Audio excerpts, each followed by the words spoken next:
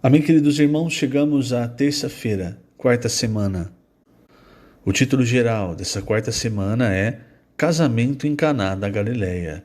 E o título dessa terça-feira, o casamento em Caná, na Galileia e no terceiro dia. E o versículo João 2,11.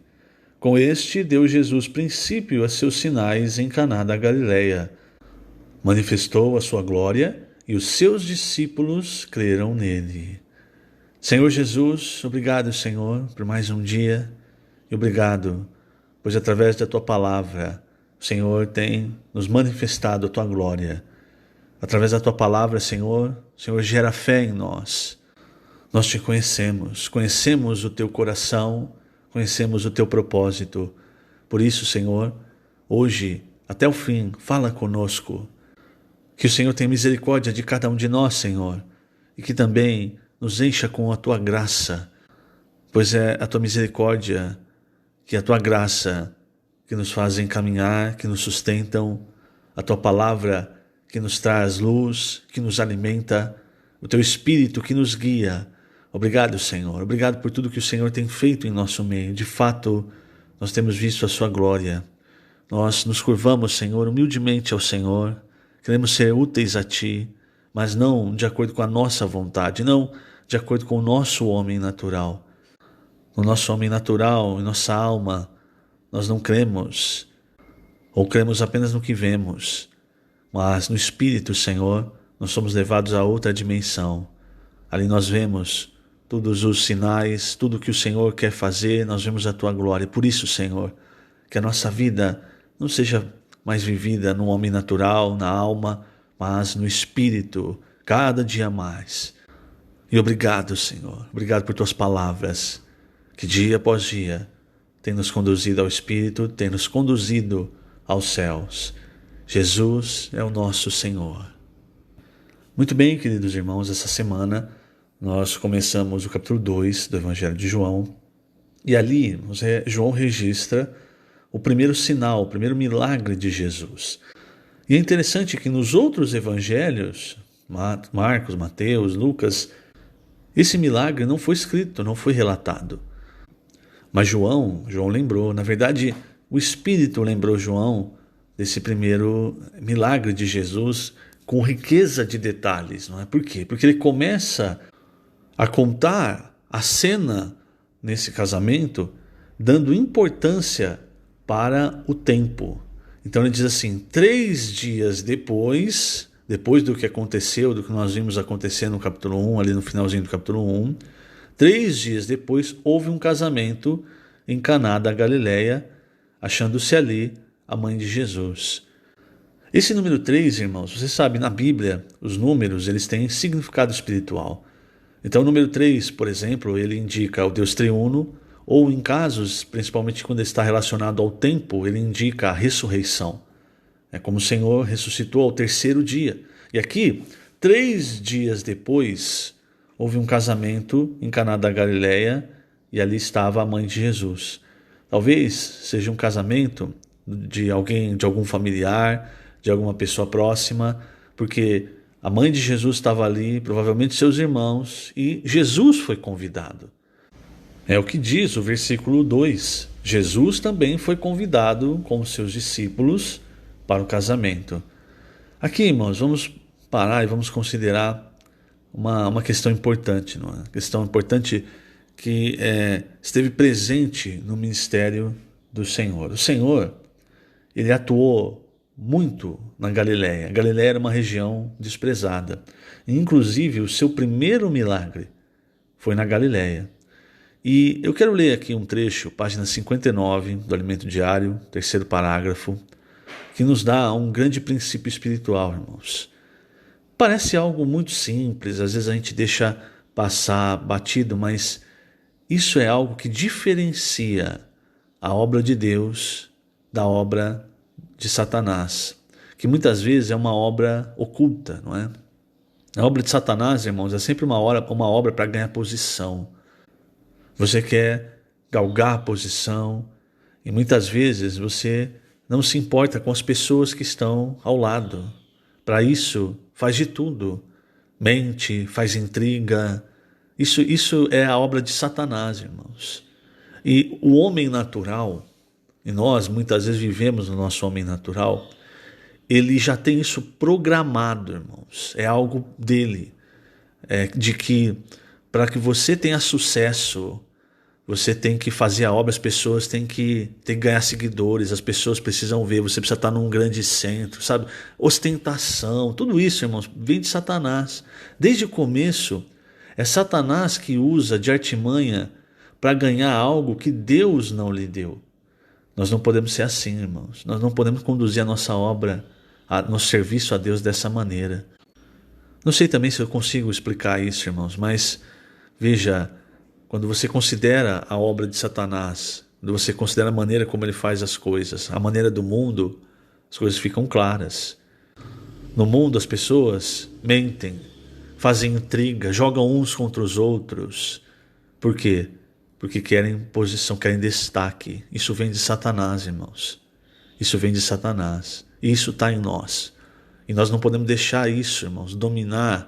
E nós não podemos servir ao Senhor dessa maneira, com um homem natural assim. O Senhor não era assim. O Senhor não serviu ao Pai assim.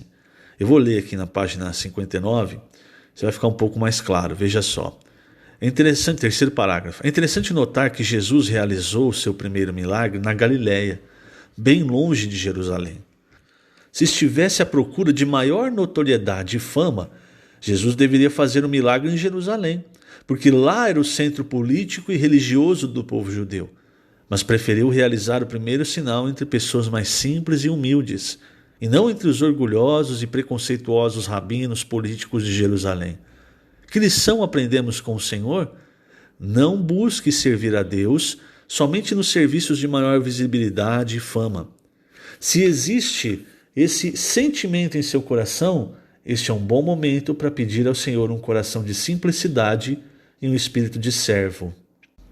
E veja, eu falei questão do homem natural. O homem natural, irmãos, a nossa vida da alma, ela não entende o caminho que o Senhor toma.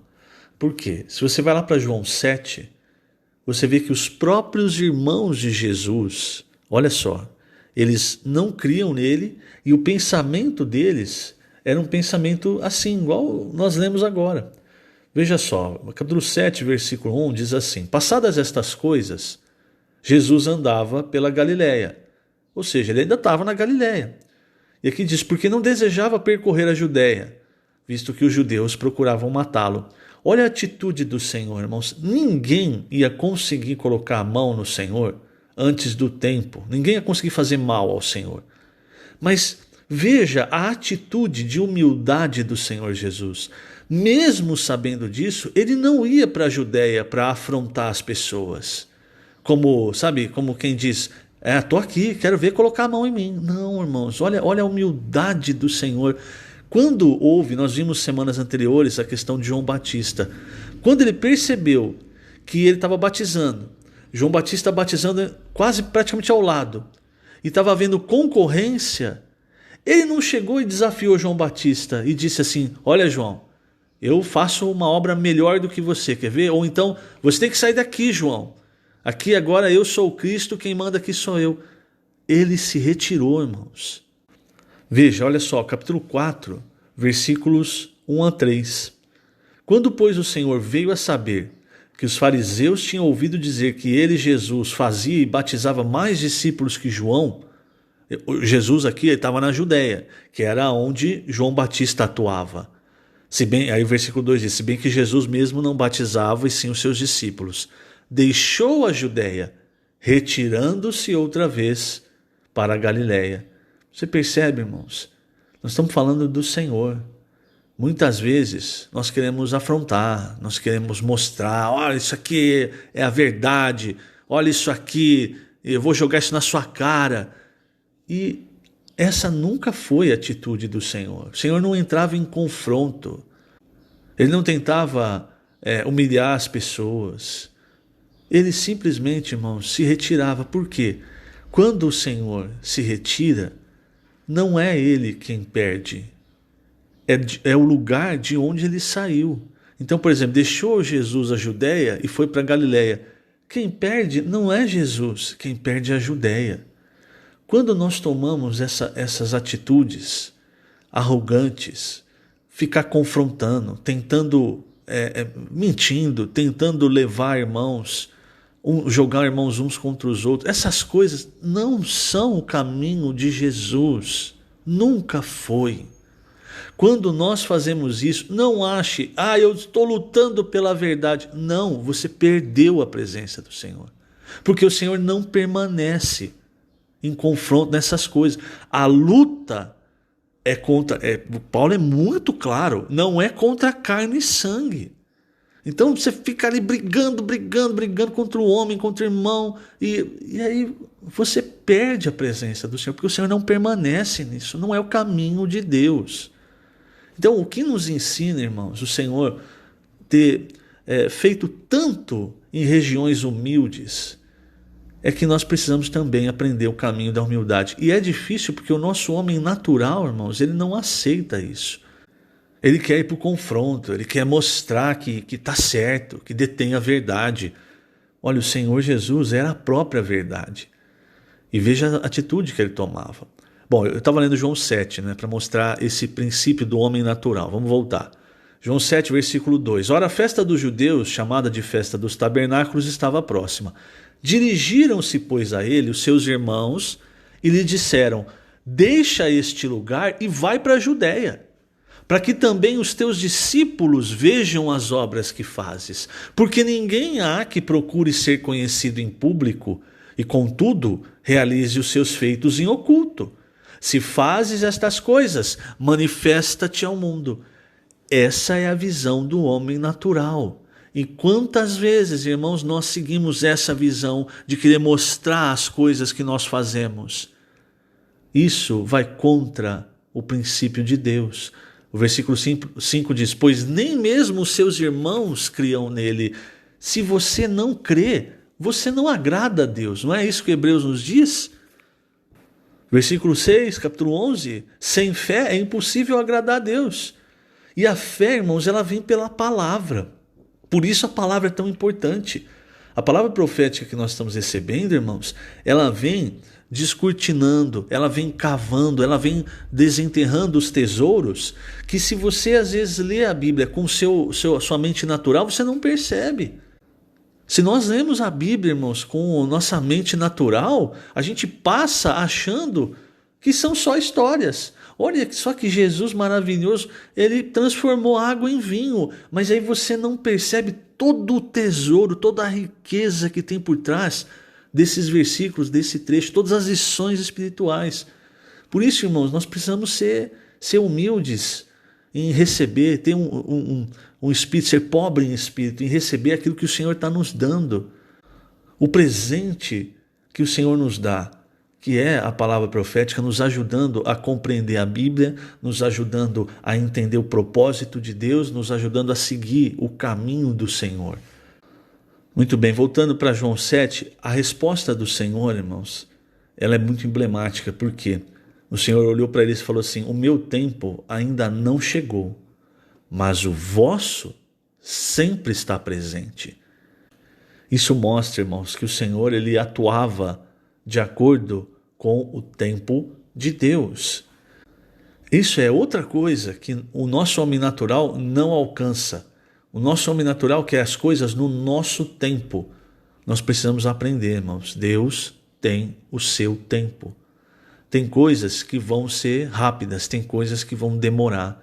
As águas do dilúvio, irmãos, elas foram minguando durante meses. Aqui nós estamos em João, mais à frente, vem a história da morte de Lázaro. Quando avisaram Jesus, Lázaro estava vivo, ele estava doente. O Senhor esperou. Ele esperou por quê? Porque Deus tem o seu tempo. E quando nós fazemos as coisas no tempo de Deus, o que acontece? Nós vemos a glória de Deus. Mas o problema, irmãos, é que nós só olhamos, o nosso homem natural só olha para nós, para o nosso benefício, para a nossa glória. Nós queremos as coisas para agora. Nós queremos as coisas para nós. Nós queremos as coisas ao alcance da nossa mão. Isso é o homem natural. Isso é a vida da alma. É o costume humano de fazer as coisas. Deus tem o seu tempo, irmãos. E quando nós seguimos o tempo de Deus, a glória de Deus é manifesta, como aconteceu em João 11 e como nós vemos em João capítulo 2, versículo 11. Com este, Jesus deu princípio a seus sinais em Caná da Galileia, manifestou a sua glória e os seus discípulos creram nele. Percebe? É tudo no tempo de Deus. Aí nós vamos ver a glória de Deus.